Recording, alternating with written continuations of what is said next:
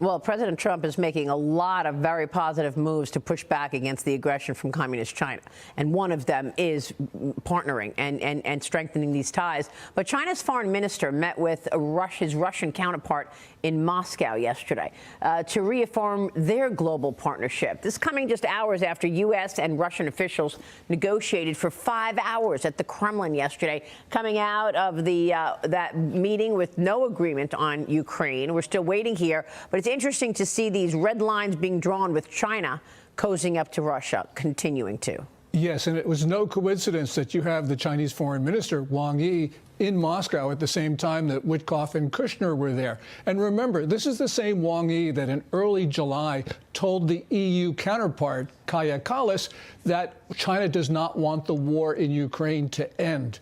And there, Witkoff and Kushner are trying to end the war. So you can see that Putin is probably being influenced by the Chinese not to do anything to stop the fighting. Well, it's interesting because China is partnering with Russia at the time that Japan is partnering with the United States.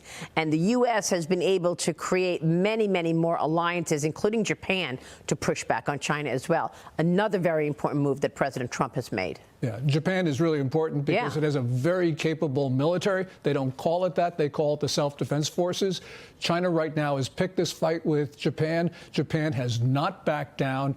And the Chinese right now are hysterical. And I think one of the reasons why Wang Yi was in Moscow was to enlist Russia in its rhetorical fight against Japan.